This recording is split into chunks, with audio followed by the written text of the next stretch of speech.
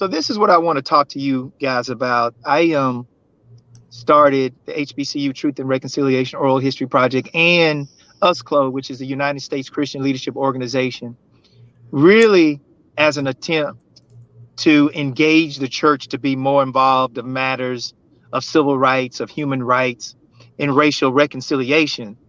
When I started my work in Bastrop, Texas, back in 2009, when I started working as a community organizer on behalf of the people of that town and of that county, when I engaged the church to help me, and I engaged quite a few, upwards of 50 to 60. Of those 50 or 60, I only had two of those pastors of the 50 or 60 come on board to really start helping me. And that was very demoralizing for me. It made me upset. It was rendered me in a hopeless type of situation where I just couldn't imagine a church who's called to help people and be of love and help people when they really need it. No one would step up to the plate and help. And that reminded me of MLK Jr.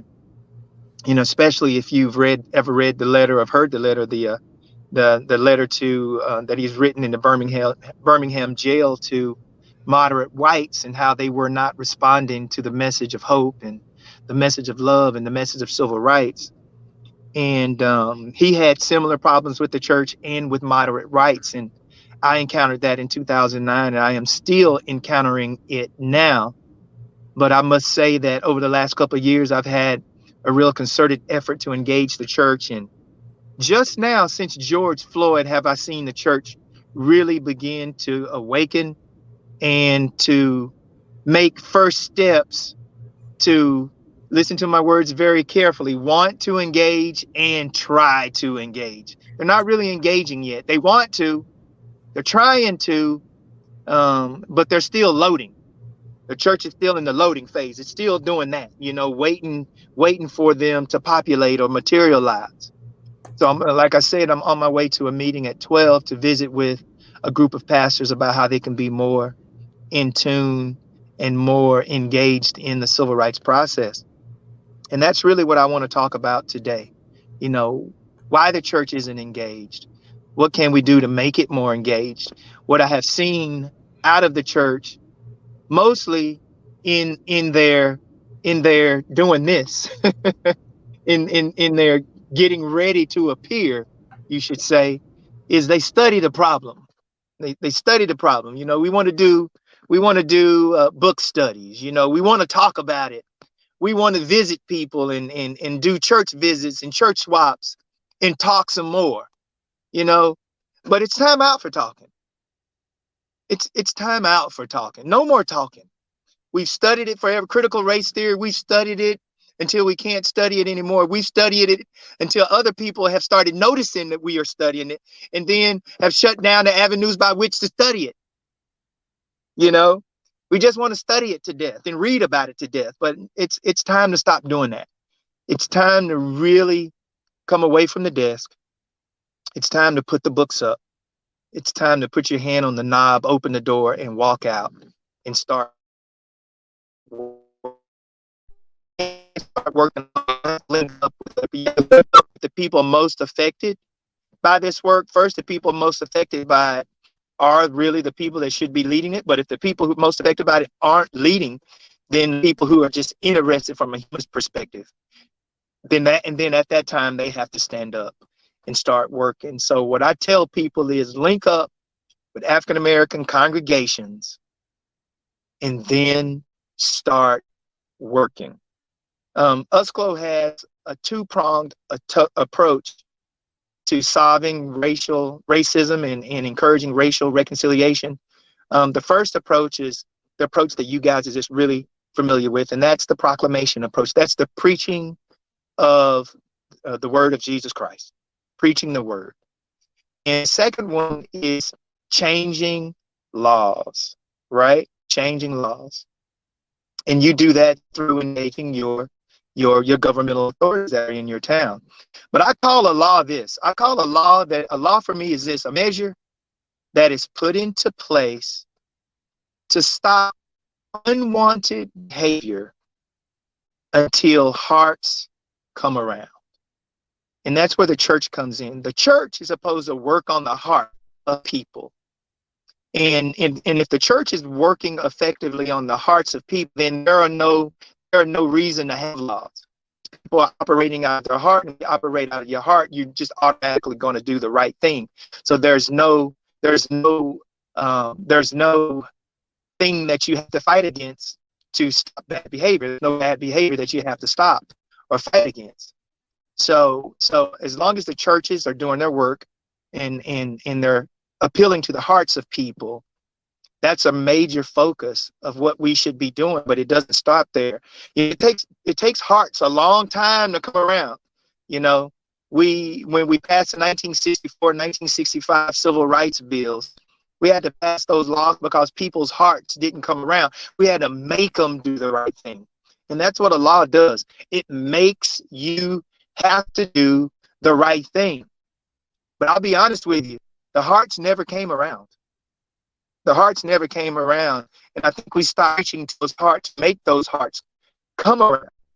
So we're at a point now to where we still really need to do both. We need to continue to proclaim or restart or reimagine proclaiming the word of God as it relates to racial reconciliation and racism. And then we need to go down to the halls of justice, and we need to enact laws that stop unwanted behavior. So I teach churches how to do both of these things. And so I am headed to San Augustine, Texas today to talk to a group of pastors about how to affect change in their community through their congregations.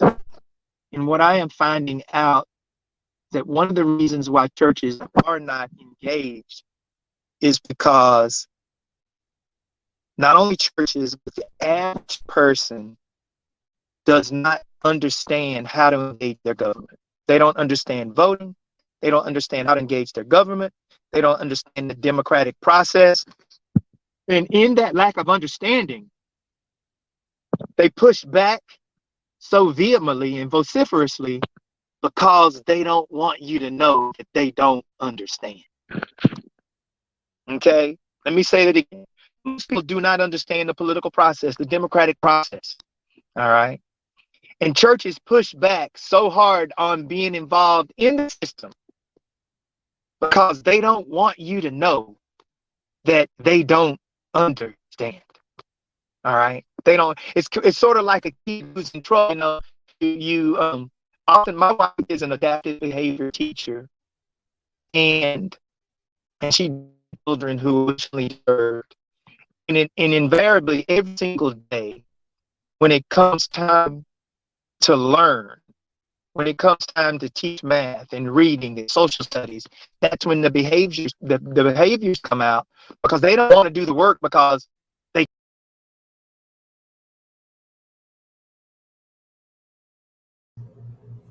Oh no. Hey, Sarah. Well, let's reflect on what we've heard so far. Some of the themes you heard while I text Usama and let him know. I've never heard to laws referred to before as something that it's to help tell your hearts have turned. That's not the general I'm a bigger picture person about things, and I really like the way of describing what those are because that kind of fits with we can't get everybody's hearts there, so we have to create laws. And then it makes me think of any laws that don't really actually connect to a heart would be those aren't ones we need. Hi, Steve. Welcome back. We were just while we left you, we were just reflecting a little bit on what you've shared so far. So keep on going.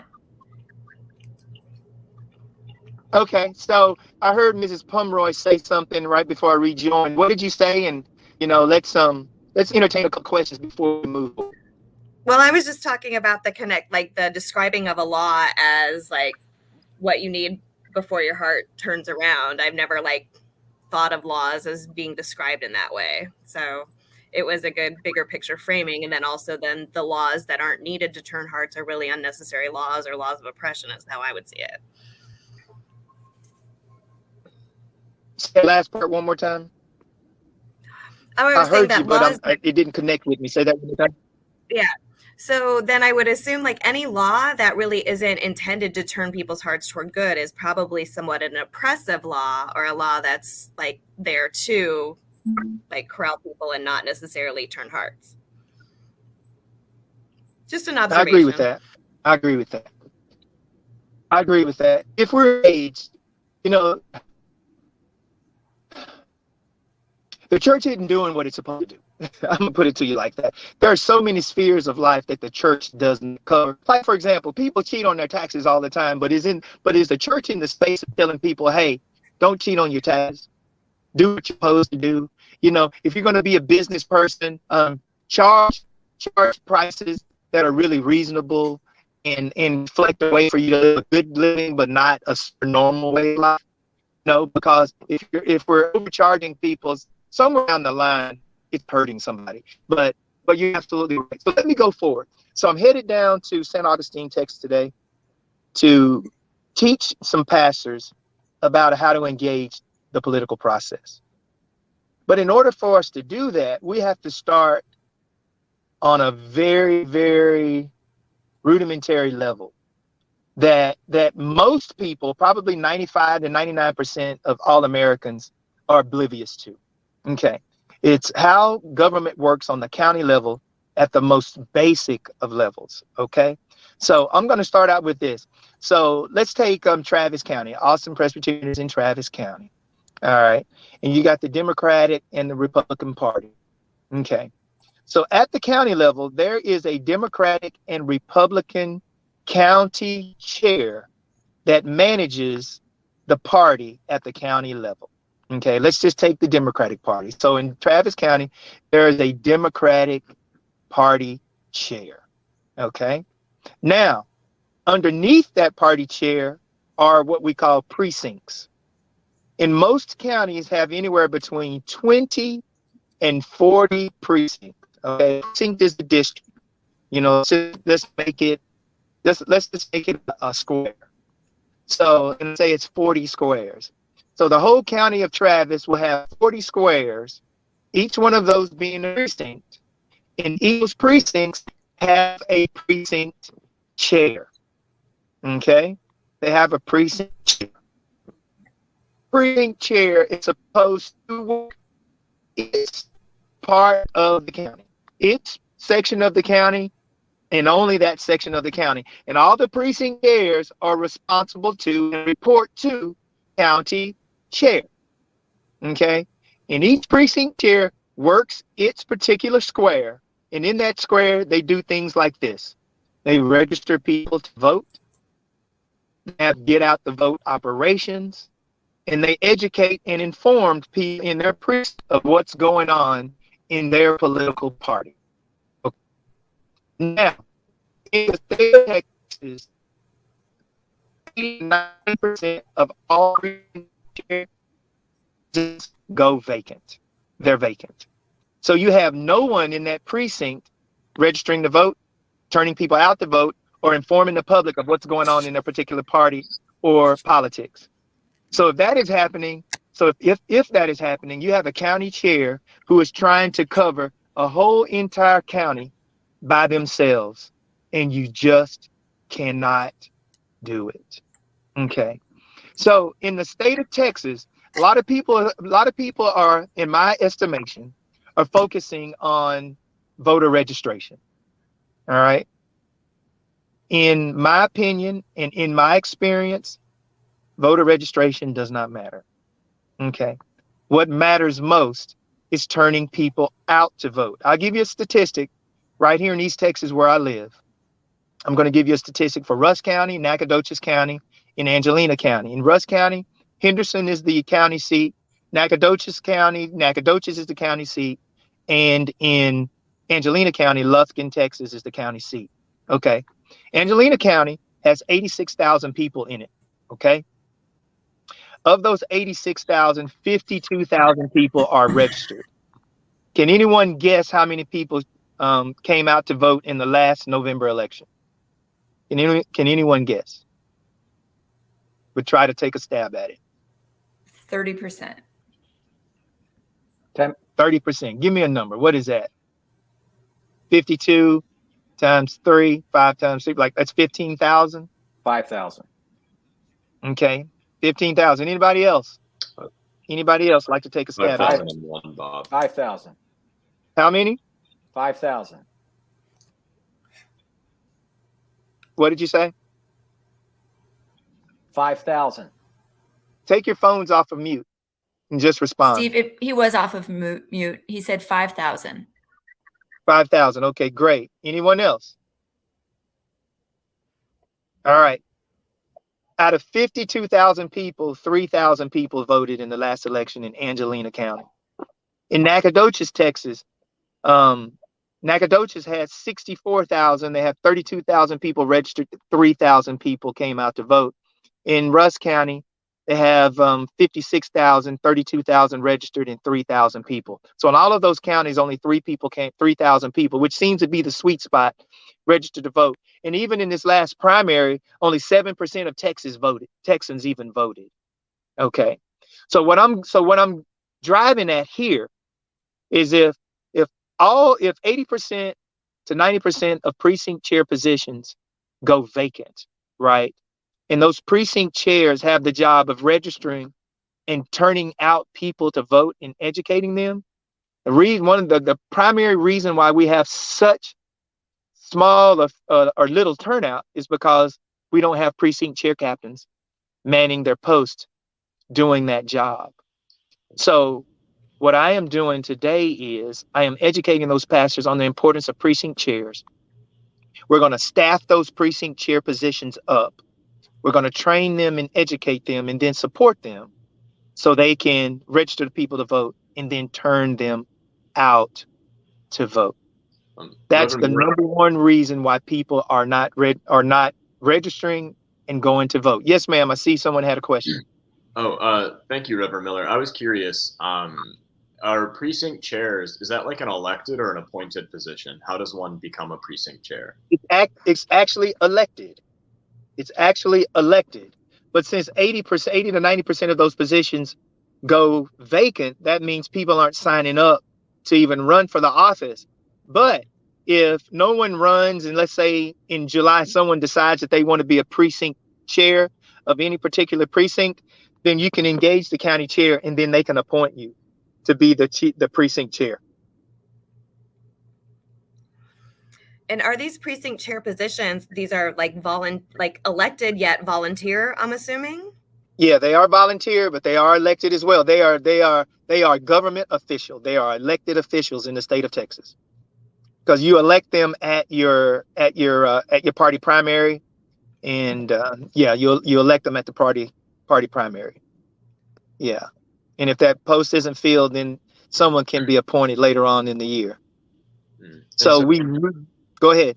Oh, sorry. It sounds like each precinct would theoretically, if it were staffed, have both a Democrat and a Republican precinct chair. Is that correct? That is correct. Okay, thank you.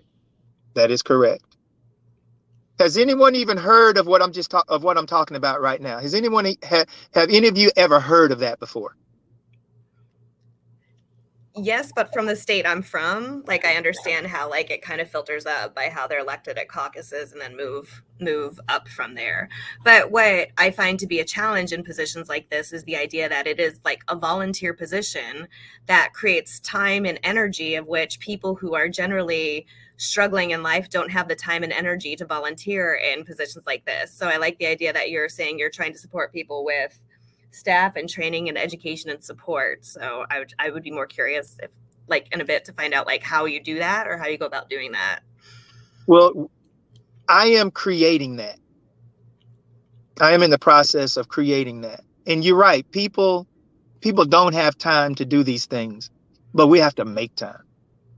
It's a sacrifice. You know, freedom ain't free. Mm-hmm. And in order for you to gain freedom, you oftentimes have to do things you do not want to do. And this is one of these things that we have to do because as you are seeing, our democracy is at a very vulnerable point right now. I mean, I'm afraid. I've never been more scared in my life. I just do not know how much longer the United States is going to be around. Our democracy is in peril. And if we don't get involved, we're going to lose it. We're on our way to losing it. I feel it every day when I work. we're on our way to losing it if we don't get involved and participate in the system. And Romans 13 tells us that we must participate. You know, Romans 13 tells us that government is created, instituted, and appointed by God, and that the governing authorities are ministers of God to do good, right? And the particular government, the particular form of government that God appointed for our neck of the woods is a democracy. And democracy requires that you participate in order for it to work. It requires, as a matter of fact, if you don't participate, it's a sin. It's a sin. Why is it a sin? Because we're ministers of God to do good. And if we're not doing good to people when we have the opportunity, that is a sin. That is a sin. So what that gets me back to, most people hadn't heard of this system that I'm describing to you at the county level. The reason why? At the high school level, we only either have 1 semester or 1 year of government. We have social studies and we learn history, but there's either 1 semester or 1 year of government where they're supposed to teach you these types of things. But hey, it's been 36 years since I was a senior in high school. But if I remember correctly, they only talked about what's happening at the state and the national level. They don't deal with what happens at the county level. And the county level is the most important level there is. Okay. And so after you get beyond the precinct chair and county level, the county chair level, then you also have what you call the precinct convention and then the county convention. The precinct and county conventions are coming up next week, not this coming week, but the week after.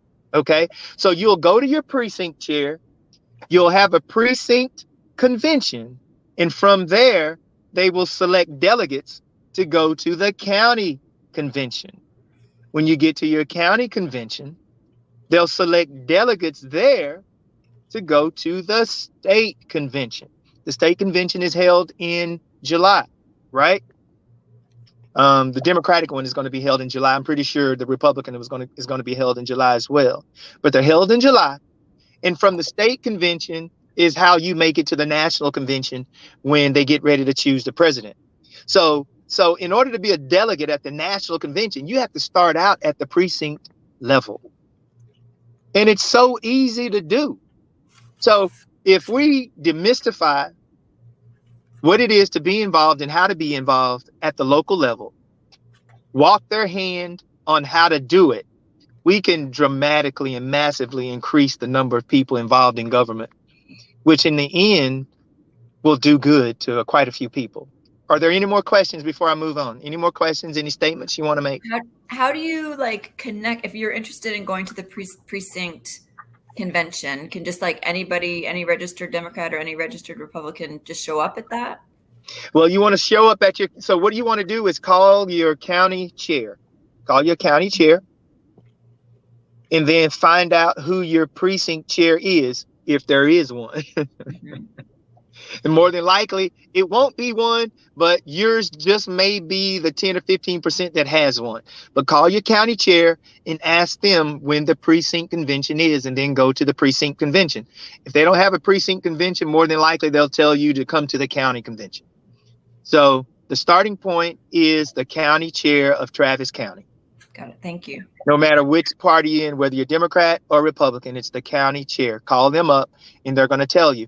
If I'm not mistaken, I think all county conventions are on the same night. And I believe that's March 19th. What night is March 19th? That'd be a Saturday? Yeah, it's Yeah, like 2 Saturdays from now. Yeah, it's a Saturday. Seems like it's not a Saturday. It might be the 16th. What's the Tuesday of that week? 15th? 15th is the week before, the 22nd is the week after. Maybe it's on the 15th. I've heard conflicting dates, but go to your county website, county Democratic website or county Republican website, and they should have those dates listed. But it's going to be not this coming week, but the next week will be the conventions. Can I point out it's almost intentional that people don't know about it? And it's kind of interesting to think, when you make decisions at this larger level, it's you have to have this entry point at local levels of which to go higher up. And I've been at political meetings where the people there don't even know. It's like, oh, who wants to be elected? And some people are like, I don't want this, because nobody really knows what the job is. But let me tell you, there are people who definitely know what those jobs are, and they get in at those lower levels and understand how to work the system to go to those upper levels. So the like knowledge of the gateway to get into powerful positions is starting with your local level. I think is really important to point out.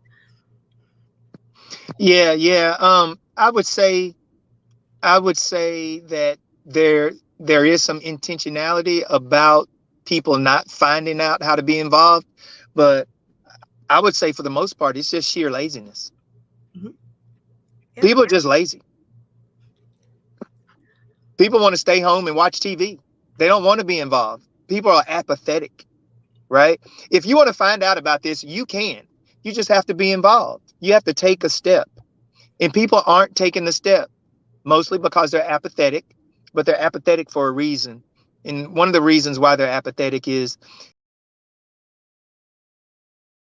I voted for you, but I can't see what I got back from it. So why vote when I'm not going to be the beneficiary of the reason why I'm voting? So that's one of the reasons why as well. But this information is out there for anybody to access. It's not hidden. Go ahead. Or a Houston who is in you can't see her, but she's in our virtual room, who is a local city council representative for a long time and is on our board, also says in the chat that county chairs are extremely important. Majority of people who are registered to vote don't have a clue about the process. Also remember the importance of city council and school board.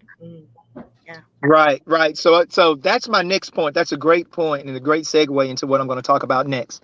So the precinct chair and the county chair positions and people being involved at that level is a wonderful segue into, or a wonderful entree into, having local political power. Okay. It's the entree into having local political power. And you can have this political power in a very powerful way. Okay. Now, I'm going to tell you what I'm going to say next can be demoralizing, but it can be empowering at the same time, because the demoralizing part creates an opportunity. All right. Since we don't have these lower level positions staffed and these precinct chair positions operating to turn out vote and register people to vote and so on and so forth, it's created a vacuum whereby so few people actually vote, right? So the fact that so few people vote creates an opportunity for those people who organize to vote. Okay, so I'm going to give you an example. I'm on the campus of SFA right now, Stephen F. Austin State University, which is in Nacogdoches, Texas. And about 3 months ago, I went to the county elections department and pulled the numbers of what it takes to be elected to the school board and the city council in Nacogdoches, Texas. Okay. I'm going to give you the numbers on Nacogdoches, Texas, not Nacogdoches as a county, but Nacogdoches, Texas. Okay, Nacogdoches, Texas has a population of 35,000 people. Okay. Of those 35,000, 23,000 of them are registered to vote. Okay. On their city council, they have 4 people on their city council who are broken out into districts: Northeast, Southeast, Northwest, Southwest. And they all run from districts. And then the mayor is a city council member as well, but he's elected at large.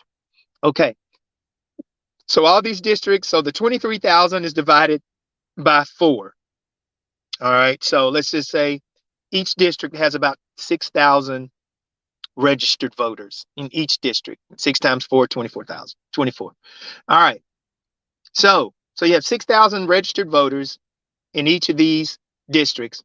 And before I go there, why do we even have to register to vote? We shouldn't even have. The only qualification to being a voter in the United States is to be 18. So you become 18, that's your registration. All right. But that's for another story. So we've got 6,000 people in each of these districts, right? And How many votes do you think it takes to win a city council seat in Nacogdoches, Texas? 300. All right. Good, good guess. Good guess. Anybody else?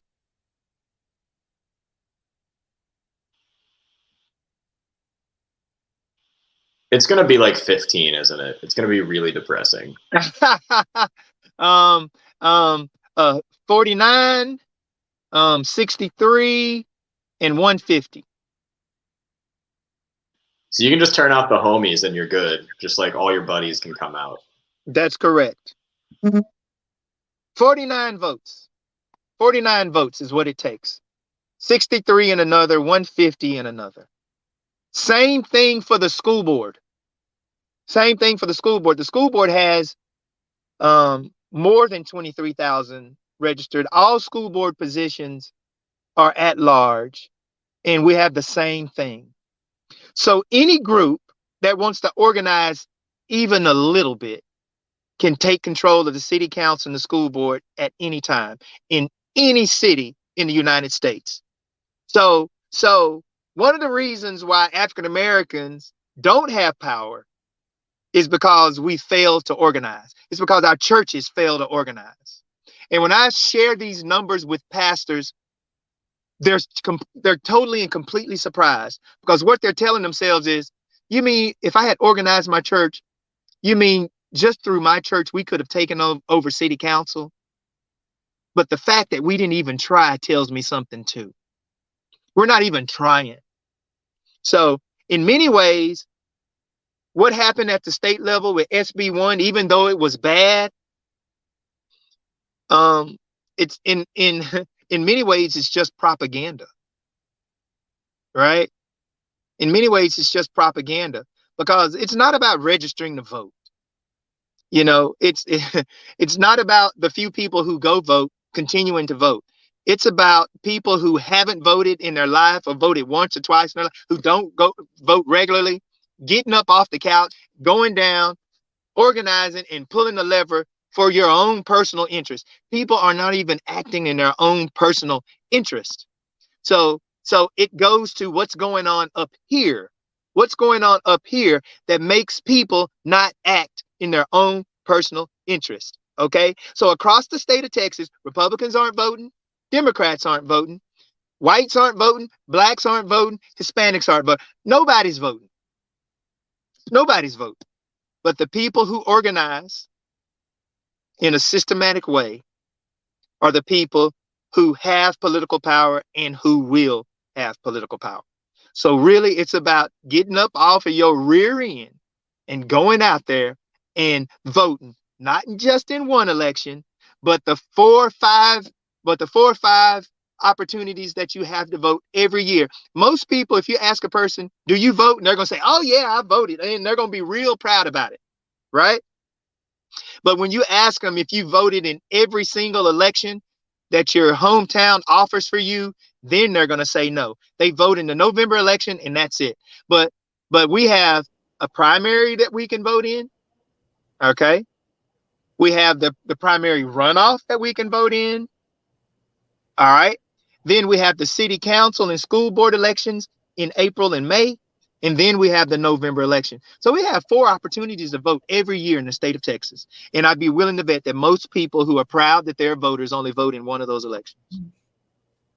Any questions? We have a question from the chat from Christina Berry. She says, the local strategy was successful for the moral majority back in the day, but I found in my small town in Illinois, my fellow pastors of mainline churches act like political work is outside their call. Partly they don't have a lot of time for it. There's risk involved for them too, since many of them have families and can't afford to lose their jobs. Any thoughts on how to approach this? Yeah, that's selfish.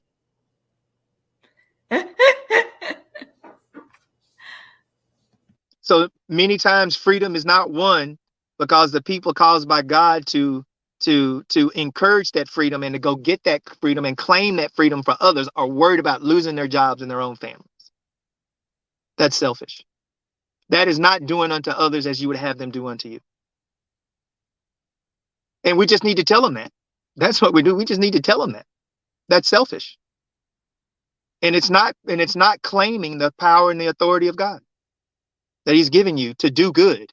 I mean, Romans 13, have them study Romans 13. It tells them that we need to be involved. We should be involved. We're ministers of God to do good. And when we fail to do good, when we know to do good, man, God help us. Martin Luther King gave up his life for us. And so did many other people. So we can be here on this phone call and to talk about what we're talking. People died. If you haven't been to the MLK Museum in Memphis, Texas, go over to the section of the museum that's dedicated to the shooter, and you're going to see a mural or a monument or a display of all the people who died, who were assassinated in the civil rights movement. When I saw that that display, I was shocked. I had no idea that many people were assassinated working in the civil rights movement in the 1950s and 60s.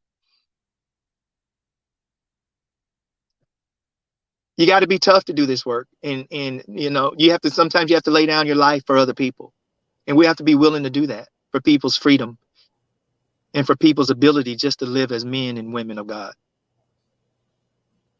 Thank you. And Aura writes in the chat, in her experience, people are disillusioned because in the history of Travis County, the power structure controls the narrative and they don't feel engaged or listened to. Black congregations are not engaged. And it sounds like that's some of what you've been finding and what you're trying to change and transform. Could you read that one more time? Sometimes it takes me a minute to link everything together. I have that East Coast thing where I talk too fast too. No, you're good. In my experience, people are disillusioned because in the history of Travis County, the power structure controls the narrative and they don't feel engaged or listened to. Black congregations are not engaged. Well, see, people are worried about what the power structure controls. Forget about the power structure. Create your own power structure. We all have the ability to be our own power structure. Forget about what they're doing. I have a saying that says, I could care less what everybody else is doing. The only thing that matters is what I do. So if the power structure creates a narrative, who cares? Create your own narrative. Get out and do the work yourself. And from doing the work yourself, you're going to create a narrative that other people will buy into and join. If people want to be powerful, they can. Nothing's stopping it. This is the United States. You can do anything you want to. If you want power, you can have it and you can claim it. You just got to start working in it, and you just got to believe that. Thank you. Do we have other questions for Steve? We're almost at 11, but the next workshops don't start till 11:15. So we can, if Steve's got the next 15 minutes, we can hang out. But if you need to wrap it up, Steve, we can do that too. What's your schedule like? I can start driving to where I'm supposed to go, and I can be here for the next 15 minutes and entertain any questions that people might have if they want to do that. I really want you to stay alive. The work you're doing is important. So that is my first priority. Thank you. So why don't we let you drive safely, and just thank you so much for your time here today. That was the most practical workshop I've been to in a long time. And it's really, I'm going to do some research, I know, for myself, and hopefully some other people were inspired. And we've seen in our community, the folks who have family members or who are in these local politics. So Katie Lamoureux's father was a mayor. Talene is on city council in Dripping Springs. So they're good people to follow up with if you have questions about what life at politics at a local level. And then, of course, Aura Houston is on our board, and she's a wonderful resource as well. Thank you so much, Steve. You're welcome. You're welcome. Blessings on your work and safe travels. Thank you. I want to leave y'all with this. Claim your own power. Claim it. And you claim it by just start doing it. Just start working and claim your own power. That's great. That's a word. All right. Y'all have a good one. Thank y'all for having me. Thank you, Steve. Drive safe. Uh-huh. Thank you. You're welcome. Thanks, everybody. And our next round of workshops will start in 14 minutes. So go get a stretch break or your 11 o'clock snack. And I'm already having daydreams about Raybert running for the precinct seat, but I'll talk to him about that separately. He's like, no, thank you. I want to like brainstorm ways of which churches can connect. Like how do you if it's an unpaid position where people are volunteering, because it takes a lot of time and like to do stuff like this, but how can churches be helpful in that? Yeah. Like, could it be like, hey, we'll give you space to work in your church so you can work distraction free? Can it be like, like, can we watch your children while you do this? Because it's important to have people in these roles. So sometimes we have to think creatively about how to get people able to be involved. Yeah, that's really interesting, Marta. I think real quick, just as I'm curious, sure. if anybody has to leave, please do, obviously. But I think that as people working in churches, and particularly perhaps as a white person working in white upper middle class churches, doing this kind of work, you're fighting against a sort of generational cultural lie that politics and religion have to be separated, and that you can't be political in the pulpit, and that you can't be political in the life of the church. And people really brush up against that when you start to bring that to them. So I'm wondering, from just a pastoral perspective, like, how do you begin to change those minds and attitudes? If you're Presbyterian, I'll just plug the Office of Public Witness, which is a branch of the Presbyterian Church that the whole job of that branch is to work on church and politics. So it's a good resource that I know of.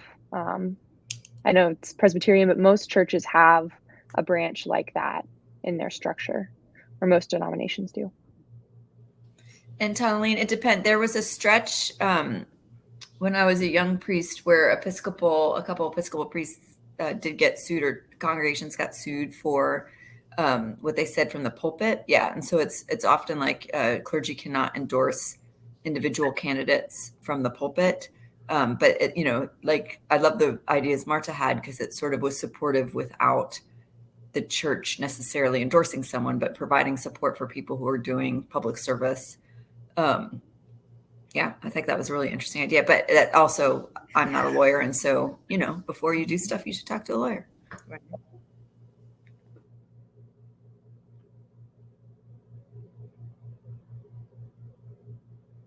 I need a lawyer, so that's definitely on the list of things to do for real. That's beautiful. Aura writes in the chat, when I talked about my public service in office, I used the term my ministry, to hold God's people in my heart. Yeah. That is so beautiful, right? Yeah. Because it's your call to serve. There's, that's a profoundly practical way to serve God's people, is through public office. Yeah. And you can work for public office to enrich yourself and give yourself power and to protect your sort of small constituency, or you can be in public service to care for God's people and have a sort of wide net about lifting people up. That's a big ministry, huge ministry. There's so many different ways to use our knowledge of God and knowledge of God and love of each other in all sorts of positions that we can minister that aren't necessarily pastoral, and politically it's a beautiful way to do so.